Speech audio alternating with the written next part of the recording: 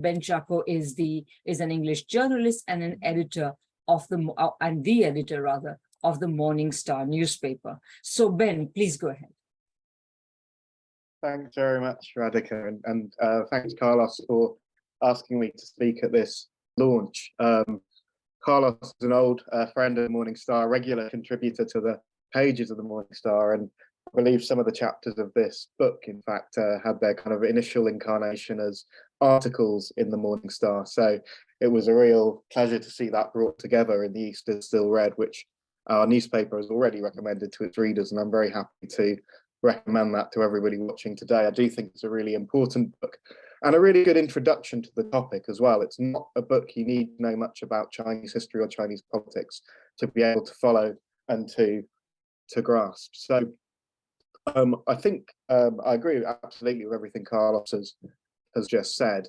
But I think I'd like to concentrate a little bit in my contribution on why it's significant for us to understand China in terms of the impact on political decisions in the West, and particularly speaking from London in Britain. Understanding China could hardly be more important. People have been saying that for a couple of decades now, because China is very obviously important based on its size, based on the fact that its economy has been growing so fast for so long. But it's got a lot more urgent just in the last few years because the extent to which US hostility to China has become more marked in just the last very few years has ushered in a completely new era in international politics. A new Cold War, which has started to dominate US foreign policy globally, and the foreign policy of US satellite states such as Britain, which has not shown any independent mindedness over this question. So attitudes to China are now of direct relevance to government policy in our own countries. Trade decoupling with China is already damaging the British economy. Decisions like kicking out Huawei from development of 5G seriously retarded the rollout of that technology in Britain. A tenfold increase in the number of foreign students who are denied the right to study or research in Britain on national security grounds just in the last 2 years. That indicates a collapse in international scientific cooperation driven by the new Cold War. That will hamper joint work on preventing or curing pandemic illnesses shortly after a global pandemic killed millions of people around the world, including almost 200,000 people in Britain. It will have a crippling effect, of course, on efforts to mitigate climate change or develop green technologies, a field in which China is the world leader, something which Carlos looks at in one chapter in particular, the one treating China as an ecological civilization. We've already seen accusations such as that there's use of forced labor in Xinjiang used to sanctions on Chinese exports, which have slowed down the rollout of solar power in Western countries in the US and Europe.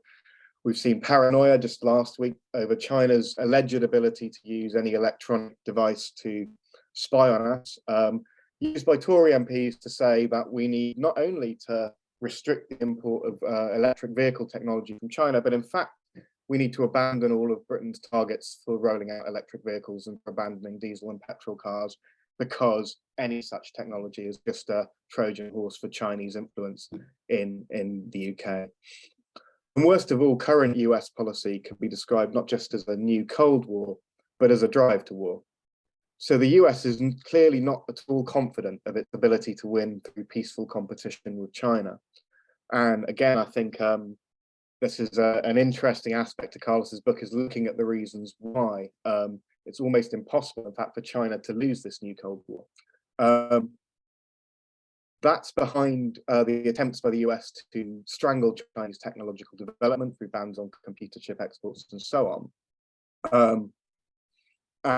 But it's also got much more serious consequences down the line, because if the US concludes that it cannot defeat China through peaceful competition, and obviously it has a motive to consider direct military conflict as the means to see off the Chinese threat.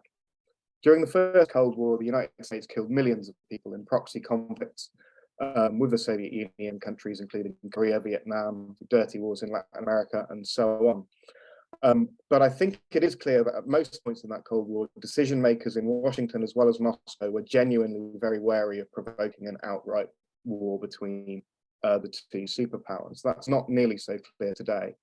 The Biden administration sways both ways on it, periodically seeming to want to rebuild links and so on and restore dialogue, but also pushing very recklessly at Chinese red lines over questions like Taiwan, ripping up the rule, because even Henry Kissinger admitted in Beijing, tearing up all the agreements that were struck in the 1970s that formed the basis of relations between the People's Republic of China and the United States. The US whips up scares over nonsense like the alleged spy balloon, which it quietly admitted shortly afterwards was nothing of the kind. And we have the notorious comments from the US Air Force General Mike Minahan that war between the United States and China will break out the year after next. So why this difference? I think Carlos treats some of it in the book. China is on course to overtake the US economy in overall size, something which the Soviet Union never came close to doing. China's population is almost 5 times larger than that of the United States. If China gets richer to the point where Chinese people's per capita income is similar to the US's, then automatically China's overall economic weight would be much, much greater. I think that aside from those kind of Chinese strengths, there are other reasons why today's politicians may be more reckless than those of the 1950s and 60s, including the fact that this is not a generation that has come through a world war or 2 world wars as world leaders had then. I think there is a genuine a sort of inability to compete among certainly British MPs when you listen to the debates in Parliament. The fact that we are in a new period where the West cannot always get its way with impunity, and there are serious consequences to engaging in military conflict with rivals on the scale of China. But whatever those reasons are, the threat of a new Cold War is something we need to take very, very seriously. And if we're to build a peace movement capable of challenging our government's drive to war, we need to counter the propaganda that depicts China as a threat to the West and engage in myth busting about the nature of the country's economic and political system. And I think that's the real strength of Carlos's book. It's a real good myth busting book, and its thematic format, which maybe has some origins in its beginning as a series of different articles, makes that it's very useful as a kind of reference book as well. You can think, do I need to challenge propaganda about China's role in climate change? You can turn to that chapter on the ecological civilization.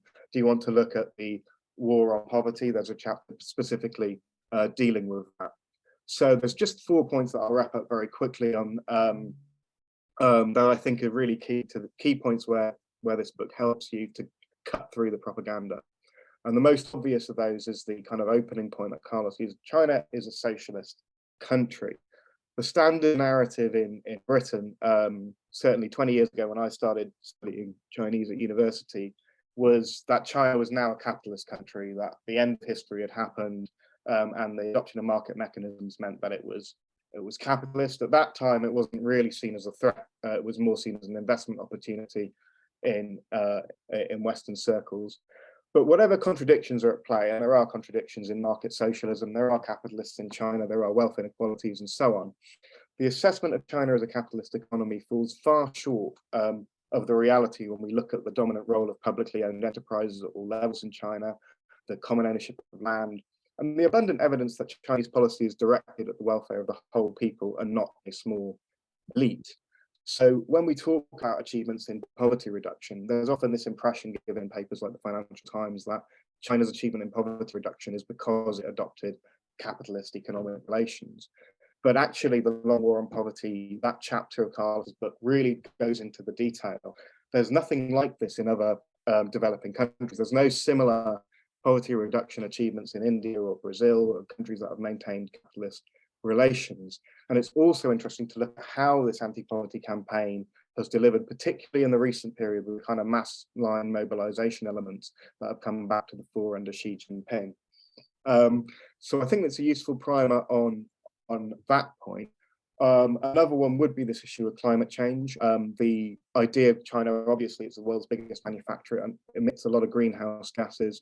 And that's used to imply that China has an outsized responsibility for climate change, so it's an unrepentant polluter and so on, even if much of its manufacturing is for Western markets and Western consumption in the end. So balancing that narrative with the evidence of China's dominant role in green tech and renewables and so on is really, really important. I think that's done very well. And that ties us back to another advantage of this idea of pressing the reality of China as not a capitalist country, which is that we need the left in countries like Britain to start looking to China for solutions for particular policy problems. You know, China's lead in renewables is down to strategic investment, public investment, a planned economy. And these are lessons which need to be taken up in the British Labour movement in terms of the political demands that we make. We can make an analogous case in terms of high-speed rail. I know I'm running out of time, so I'll just, I had two more points to run through, but I think that Carlos has kind of covered one of them, certainly in great detail, which is the issue of atrocity propaganda. There is a lot of unquestioned allegations thrown around in the Western media about human rights abuses by the Chinese government, particularly the kind of really ludicrous accusations of genocide in Xinjiang and so on. Now, while these are repeated from lots of different sources, it's very, very useful to start to do not a huge amount of digging, to be honest, to find out that they all come down to a very, very narrow selection of origin accounts by some very, very dubious characters such as Adrian Zenz. I think it's really, really useful in terms of as a primer to hit back at that kind of propaganda, which often is just cited in Western media and in meetings and in the trade union movement without being rebutted. As if you're going to level accusations like genocide, you really need to be backing that up with some evidence, and that evidence simply does not exist. And the last point just does draw it back to, I think, Carlos's introduction, which is whose fault is the new Cold War? If we have this idea that China is becoming more aggressive and more isolated, was the phrase used by the BBC quite recently. I think that it's completely counter to the facts. China's the world's, the biggest trading partner of a majority of countries worldwide. The Belt and Road Initiative has overtaken the World Bank as the largest lender for development infrastructure. China has overtaken the United States recently as the country with the most diplomatic missions worldwide. There's no sense in which China is more isolated than it used to be. But also this idea that tensions over Taiwan and so on are driven by a more aggressive, more assertive Beijing. That is counter to the actual chronology of this new Cold War. The sanctions, the aggression are all coming from the West. They're all directed at China. And that's really important for opposing these policies by our own governments, to point out, we have started this fight. There's no reason for us to do so. And not only is there no reason for us to do so, but the vast majority of the world's countries welcome the rise of China, because it is challenging this imperialist world order, this hegemony that we are now seeing beginning to unravel in various parts of the world. Niger would be maybe the most recent site of tension. We certainly don't have time to start talking about the issues there, but in region after region, we're seeing countries try and break free from economic domination by a handful of imperialist countries, and China really provides an alternative. Wrap up now. I'm sorry for going on too long, but essentially that is what I wanted to conclude on, which is that China's rise is not a threat to the West. It is actually connected to this decolonization movement internationally. It's a democratizing movement, and it's one which socialists everywhere should welcome. So on all those grounds, do read Carlos's book. I'm Michael Hudson. I'm appearing here for the International Manifesto group. If you like this video and ones like it, please subscribe. For more information, go to the address on the screen.